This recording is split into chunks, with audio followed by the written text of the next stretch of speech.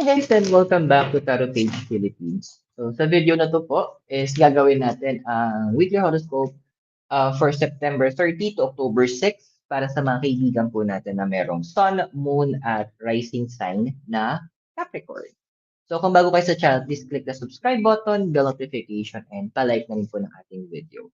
Ngayon, kung hindi niyo po alam kung ano po yung Sun, Moon at Rising sign niyo po, sa dulo po ng video natin, may link naman po tayo para dito. Now, tandaan po natin yung mga magiging readings. They are for guidance purposes, so pakigamit natin ang free will natin ng maayos. Kung nagkailangan nyo po ng private reading po, or spell works like prosperity or banishing, pwede nyo po ako i-message naman po sa aking personal Facebook page. Yung link is nasa baba sa description ng ating video. At kung gusto niyo pong tumulong para lumago po ang ating channel, you can click the join button or the thanks button, yung heart sa baba, or send a donation via GCash or Maya. And ito na, may bago tayong card. Gagamitin natin ng Oracle of the Celestial Deities. So manghihingi tayo ng overall message mula sa mga gods and goddesses. Capricorn, kamusta ka na? Kamusta ka na? So we have your Two of Cups and All That Glitters, yung ikaw. So, well, two, tungkol siya sa balance, tungkol siya sa partnership. Cups is about the heart, the emotions. Ayan, kasi water siya. And all that glitters. Alam mo, nawiwid lang ako para sa'yo. Kasi andoon na ano yun, siguro cardinal, kasi nga cardinal sign ka, apat kayong cardinal sign. So, forgive me guys kasi I'm still learning astrology. Nasa process pa ako. Ando na ano eh, tawag dito. Feeling mo na you're so alone. Parang feeling mo isa ka lang, ganyan. Parang wala kang matakbuhan. Pero alam mo, ano to, blessing in disguise to ng universe para sa'yo. Kasi masyado kang busy. Masyado kang on the go. Minsan alam mo yung kailangan kang kalabitin ng universe na, "Psst, ano na, nalilimutan mo na yung ibang yung mga importanteng bagay." Yes, andun tayo na, yeah, kailangan nating mag-work. Ayan, kailangan nating kumita, mag-handle ng businesses natin, mga responsibilities sa family. Pero dude, tandaan mo, sabi din sa psychology, even in the Bible, meron tayong body, soul, and spirit. Kailangan mo din bigyan ng atensyon yung soul mo tsaka yung spirit mo. So, soul is about our will, about our conscious mind. So, andun din, it's also about our emotions. Yun yung inner pagkatao mo and your spiritual path as well. Kasi you will not, oo, sabihin natin na you're happy, blah, blah, blah. I mean, you're achieving a lot of things, ang dami mo na-accomplish. Pero, yung question din, yung inner happiness, meron ba? Kaya kapag nasusutan ka ng universe, kinig ka din, ha? Kasi tawag dito, actually, I'm not sure if it's safe para sabihin sa akin to. Pero ano yun, di ba, papansin mo, bakit may mga successful na tao, pinipili nilang tapusin yung sarili nila? Kasi, in the terms of the body, okay sila. Pero in terms ng sa soul nila, tsaka spirit nila, nakaligtaan nila asikasuhin. So, hindi nagiging balance. So, andoon na internally, the universe, tinatawag ka niya, pabalik doon sa balance na kailangan mong maranasan. Pabalik doon. Kasi, sabi nga ng card ng All That Glitters, dude, hindi lahat ng nakikita natin na kumikilaw, ginto o diamante. May tinatawag tayong fool's gold, which is yung pyrite. Na akala mo ginto pero totoo hindi siya ginto. Akala natin diamante, akala natin brilyante yan. Yung pala puwet ng baso. Sabi nga nung ano may nabasa ko nun, parang pinaka-context niya. We lost the treasures because we are busy looking through the garbage. walang masama na ginagawa mo 'yan kasi siyempre andoon na kailangan pa rin natin siyang gawin kasi may mga kailangan nating kumain or may matitira tayo, may panggastos, ganyan. Tsaka si Judith, tapos may pusang laging gutom, si Mikay. Ano, na kailangan mo din lagyan ng limit. Kaya lagi ko naalala yung sinasabi sa'kin nung manager ko dati, don't do the all work, no play. Dun ako nagkaroon ng realization, tinatawag na work-life balance. Na kailangan din na magkaroon ka ng oras para doon sa mga bagay na hindi kayang bilhin ng pera. Katulad ng memories that we create with the loved ones that we have. Yung mga tipong quiet moments, yung mga yung rest, marami pang ibang bagay. Nilalagay ka lang sa balance ng universe, huwag kang mag-alala. Minsan kailangan talaga masutsutan tayo, yung ganyan. Huwag mong hintayin pala na yung psst na yun, eh, umabot ng kalabit, kung ayaw mong tumingin ng kalabit baka mahampas ka. Yun yung mga kaibigan tayo na parang, "Uy, isang buga." Gusto kong gano'n. So, what's crossing you kasi? Bakit gano'n? Nagpapaka-busy ka masyado. Five of Cups, tsaka a change in the wind. Okay. Five kasi is about actions. Tapos si Cups about our emotions in the heart. Kasi water siya. Habang a change in the wind, literal, may mga pagbabago magaganap. Na-overwhelm ka lang kasi ang daming mga nagbabagong nagaganap sa'yo. Hindi mo alam kung ano na ba. Alam mo, it's okay. Change talaga, nakakawindang. Kaya madaming tao ayaw ng change eh. Kasi yung tipong, ang kalaban kasi ng change is complacency. Na parang okay na ako dito eh. Yung mga kataga, dito na ako pinanganak, dito na ako lumaki, dito na ako mamamatay. Ang lawak ng mundo, ang daming opportunities na nagkalat. Ang daming dapat matanaw, makilala, ang dami. Huwag kang matakot na unti-unti inilipat ka ng universe sa ibang lugar. Huwag kang mag-alinlangan na parang, "Oh, napupunta ako sa ganito, ito yung nangyayari, ito yung nagaganap." Huwag kang matakot. It's all part of the overall plan ng universe para sa'yo. Minsan kasi sa pagbabago, may mga kailangan talagang mawala.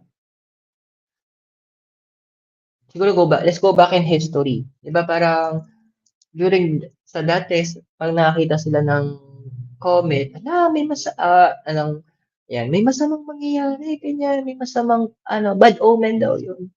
Pero because of pagbabago, sa change, improve ang knowledge, nagkaroon ng science, we now understand na yung mga, mga falling stars is a natural phenomenon.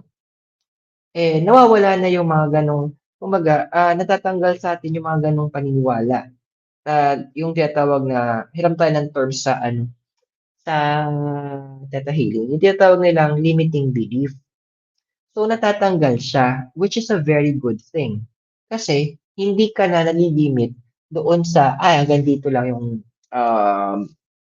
mga bagay-bagay na dapat mong alamin or paniwalaan na hindi ka nahihirapan kang gumalaw dahil do'n.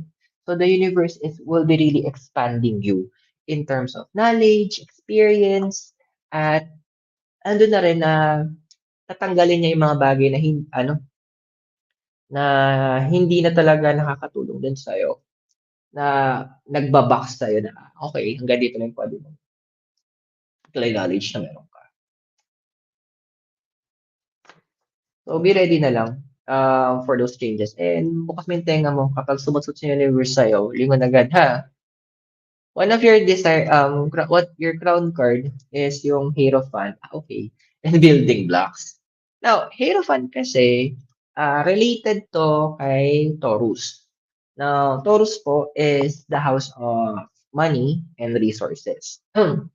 And Hierophant is also tungkol siya sa spirituality kasi nga siya yung pare o yung um, pope, spiritual person, and then building blocks. Alam mo yung tipong ano, one at a time, yes, andun sa inyo kasi dalawa yung type of reading na to eh. For those na nagbi-build ng career and finances, and yung sa mga nagpo-focus din in building yung spiritual growth nyo. Kapit lang, meron tayong tinatawag na learning curve.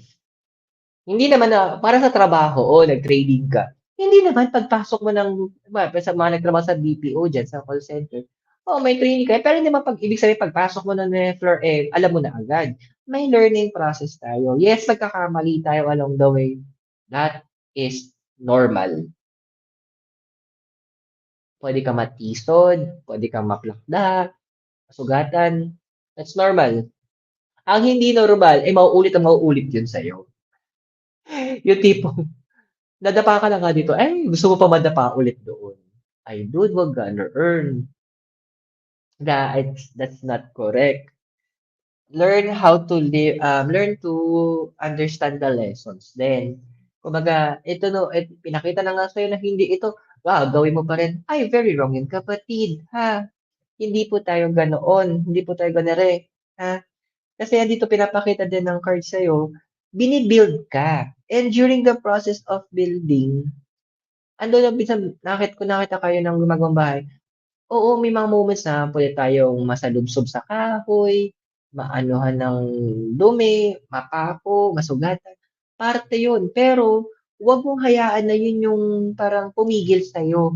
Kasi, kapag na-build mo na yung kailangan mabibuild, may kita, para sa bahay, pag na-build na yung bahay, eh mali yung mga nangyari in the past na hindi maganda, yung mga aksidente, may kita it's worth it. Yung mga sugat na natamo mo, yung pagod, yung puyat, it will be all worth it. Kasi it will be a next level para sa buhay mo. So continue on the path. Continue accepting the challenges, the opportunities, yung changes. Para sa'yo yan, promise. This is your foundation, no? King of Pentacles and go the distance. Ay, wag mo talagang tatakasan yung mga yan. Wag mo siya tatakasan. Parang, at yung pinaka-best example dyan eh, parang, parang sa ano, sa pag-aaral, ayoko ng math, mga ganyan, di ba? Ayoko ng English. Ending, magre-repeat. Kakaiwas ng kakaiwas, nare-repeat siya. Kasi ganun din ang lesson sa life eh. Life natin eh. Hindi ka makaka-move forward sa next level ng life mo nang hindi mo na-acquire, natutunan yung mga bagay na kailangan mo matutunan. Haharapin mo at haharapin. Yes, a part of you na parang napapagod, sabi ng King of Pentacles, sa parang, ako na naman, naghaharap dito, ako na naman mag-ayos, tapos mag-isa ako. Parang gusto ko nang tumakas. Ay, talaga, pag nag-walk away ka, pag ikaw nasusutan ng universe,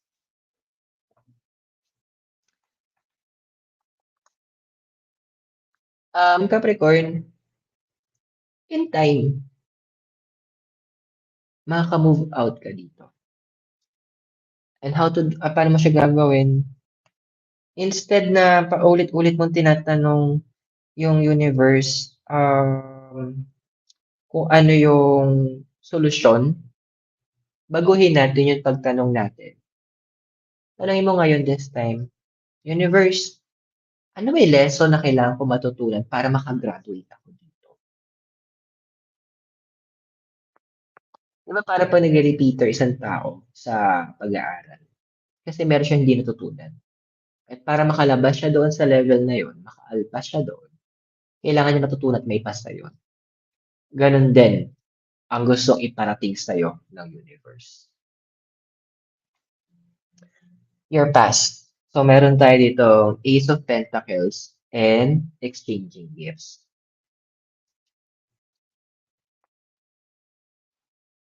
Kung yung mga nakaabot nung yung girl group na Spice Girls. Hindi ko naman yung title ng kanta. Parang Who Do You Think You Are yata. May part ng lyrics doon na medyo tumatak sa akin eh. sabi dun nung isang part, giving is good as long as you're getting. Totoo. In the past, you've been too much of a giver. Masyado ka nagaan, andun na parang, yun nga, with the exchanging gifts, masyado kang open, masyado kang concerned, ah, sa mga maraming bagay, sa mga maraming tao. Nakaka-drain, 'di ba?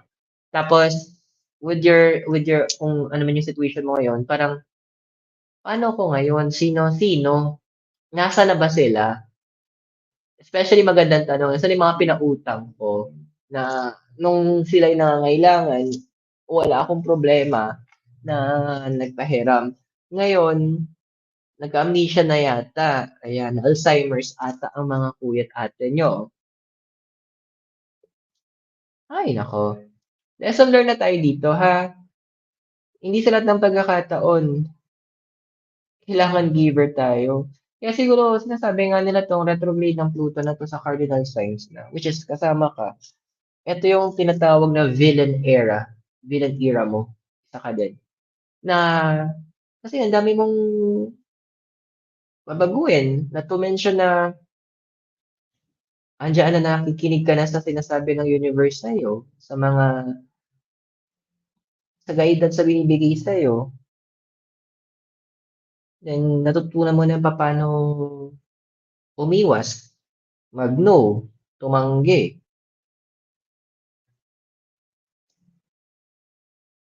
Kaya siguro di ako nagtataka na marami sa inyo sa House of Capricorn, may issue when it comes to the finances. Kasi nare-repeat yung nangyayari sa past. So, take this as a time para matuto na. Hindi pa naman huli ang lahat. May magsasabi na, "Ay matanda na kasi ako kaya gano'n." Ay Kay, there is no age. Hindi importante ang age. Kasi as long as na nandito ka pa sa mundong ibabaw, as long as humihinga ka, opportunities for you is still available. Wag mong i-limit yung sarili mo sa paniniwalang gano'n. Yes, yan yung past, nagtatago ka. Yun yung past mo, pero hindi ibig sabihin nun, eh, ganun ka na. The future, sabi nga doon sa Aeon Flux yung movie, the future is a flux. Nagbabago 'to. Baguhin mo 'to in the present. Make right decisions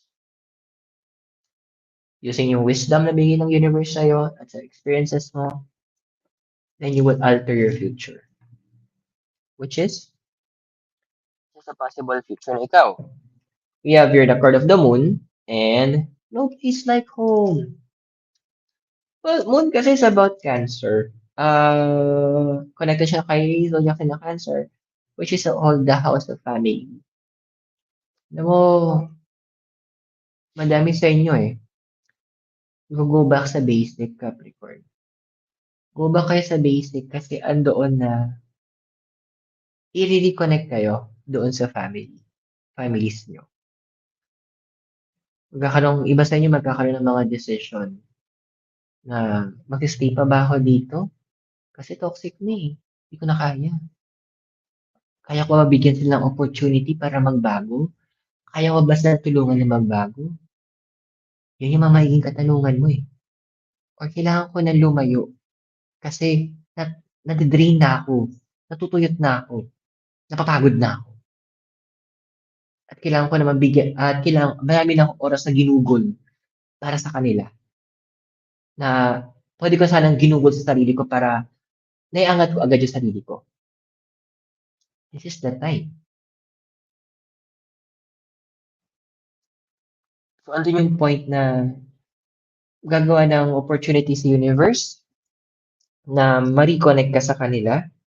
Pero at the same time, andoon din na after you got reconnected, magkakaroon ka ng decision making. Should I stay or should I go? And I tell you, it's a hard decision to do kasi malaki yung possibility na hindi nila tatanggapin ng lightly o in a positive way yung mga desisyon mo. Pero kailangan mo panindigan yun. Your physical environment.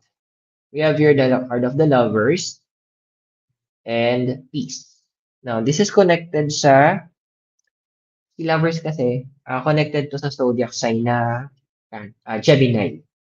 Now, si Gemini po is tinatawag din na house of communication, the house of expression, and peace. Well, ang dami sa inyo, gusto nyo talaga iba sa inyo is either na-isolate, na-quarantine, self-quarantine kayo, o andoon na papunta na kayo sa quarantine moment. Alam mo, okay lang. Pwede bang i-take mo 'to na sabi nung cards, pwede ba i-take mo opportunity 'to para mag-self-reflection ka? You can do meditation, 'di ba? Well, may meditational tayo dito sa channel natin. So, pwede mo siyang pakinggan.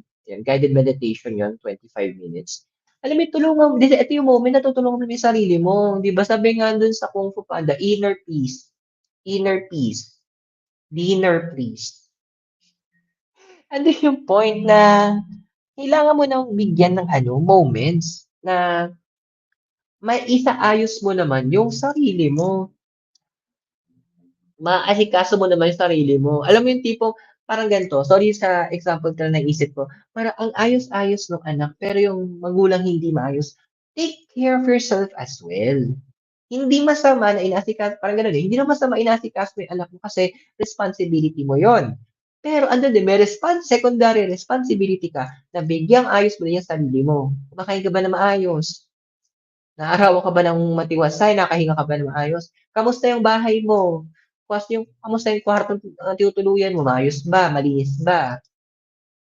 Nakakaligo ka ba ng maayos araw-araw? Kumakain ka ba ng masustansya? Hindi yun hindi yun, ah, anong tawag dito? Iba kasi iniisip na, "Hindi, okey lang." Hindi, hindi puwedeng okey lang. Hindi puwede yun. Sige, sabihin natin nandun na masaya ka, nakakatulong ka, masaya ka na nagiging blessing ka, pero ayaw mo ba na iangat yung sarili mo? Tapos para mas malaking blessings ang puwede mong matanggap, para ma-expand mo yung sarili mo? Ayaw mo mag-invest din sa sarili mo? Take that moment. Protect your inner peace. Your emotional environment, meron tayo itong 8 of Wands and, 'di ba? Medyo connected din siya to be fair. 8 is about power. Wands is about passion and energies. Now, sa ibang mga tarot reader, sabi dito, swift movement daw din si 8 of Wands. And since naka-reverse, kalma-kalma. Yung mga teams mo na wag muna tayong umuwi. May mga gano'n sa inyo, parang iba after siguro lumabas, after work, parang ayaw niyo munang umuwi kasi nga, problema sa work, problema sa bahay, gusto mo ng sa labas. Okey lang. Kasi sabi nga ng card, to be fair, literal maging fair ka, maging patas ka sa sarili mo. Walang masama doon. Kung kailangan mo yung mga tipong bago ka umuwi, bili ka man ng gusto mong bumili ng halating ng maliit na kahit cupcake o mga tipong mga tig ₱5 ice cream, okey lang. Hindi naman masama, wala akong nakitang masama, eh. Yung mga sa inyo parang andoon na kating-kati na kayong lumabas, kating-kati kayo na puwedeng mag-unwind, magbakasyon, plan mo na. Kasi literal, yun na yung suot-suot ng universe sa'yo, eh. Yun na yung tawag sa'yo ng universe. Ang hirap mag-build ng structure kapag yung pinakapundasyon is fragile o hindi pa naayos. Papaano mo i-expect na iaangat ka ng universe to a certain level kung yung foundation ng emotions mo, yung inner peace mo, ng mind mo, hindi pa maayos. Be good to yourself naman, Capricorn. Be nice, ha? You're mabait ka sa ibang tao, pero maging mabait ka rin sa sarili mo. Your priorities yourself as well, ha? Na nakaka-concern lang yung pag-give mo. Your hopes and fears is the Six of Cups and TikTok. Six kasi number to ng ano harmony. Um, habang Cups about emotions and the heart. Tapos TikTok yan, it's about time.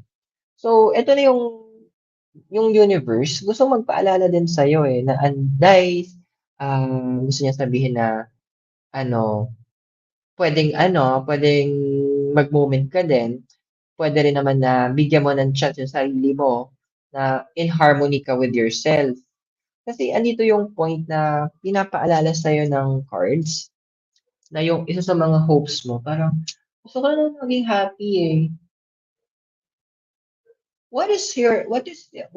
Ano ba yung bagay na magpapasaya sa'yo? Kaya nga ina-isolate ka muna ng universe eh. Para mapakinggan mo yung boses mo dito. Para magkaroon ka ng idea kung ano bang nasa loob mo. Ano yung mga bagay na kailangan mong bitawan? Ano yung mga bagay na kailangan mo nang tanggalin? Ano yung mga bagay na kailangan mo nang layuan?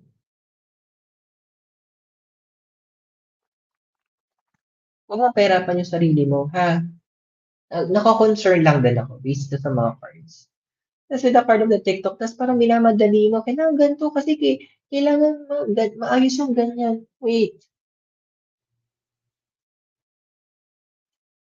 ka lang. May timing dyan.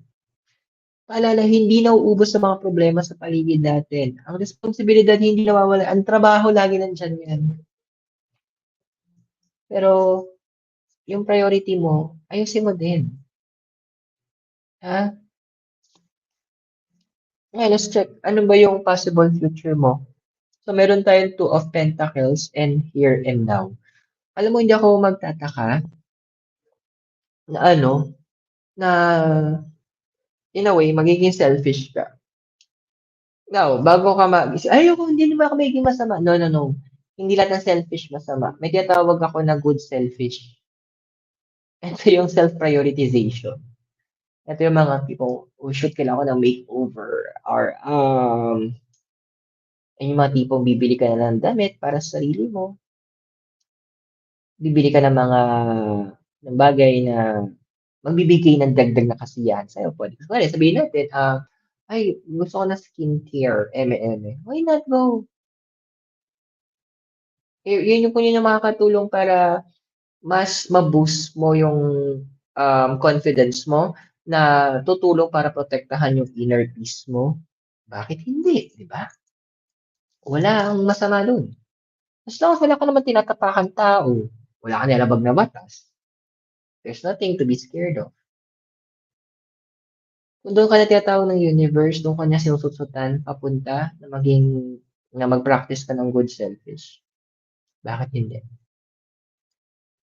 Ano bang message ng gods and goddesses sa atin? Diba, ang galing lang. The moon. Emotions, instinct, and the wish to protect.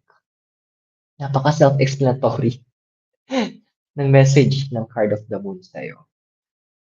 Andoon na literal, it's time to protect that. What needs to be protected? Kailangan protektahan mo yung mga bagay na dapat pinoprotektahan mo sa sarili mo. Ito yung moment that you should be doing that. Ito na yung moment na kailangan mo tong gawin. Kasi at the end, ang kakampi mo, tatlo. Me, I, myself. Masama. Tanda mo, hindi masamang protektahan sa dahil responsibilidad mo asikasuhin yung mga kailangan mo protektahan sa buhay mo. So Capricorn, sa nakatulong po ang readings natin sa'yo. Tatandaan yung mga readings, they're for guidance purposes, so use your free will wisely. Kung bago kayo sa channel, please click the subscribe button, bell notification, and palike na rin po ng ating video. Kung kailangan niyo po ng magpa-schedule ng private reading or ng spellworks, tulad ng prosperity or banishing, pwede niyo po ako i-message sa aking personal Facebook page. The link is nasa baba sa description natin. At sa mga nais po na mag-extend ng support, halumag ang ating channel, you can use the join button. You can click that or the thanks button, yung parang heart. Or pwede kayo mag-send ng donation via GCash. Or Maya number is on the bottom of the screen. So guys, Capricorn, maraming salamat sa iyo. God bless, Namaste, Hare Krishna, and blessed be. Naway magkita tayo very soon and all the way here po from Latin del Benguet, kasama po ang Miki Nudo sa tutulog. Keep safe and I'll see you very soon po. Goodbye.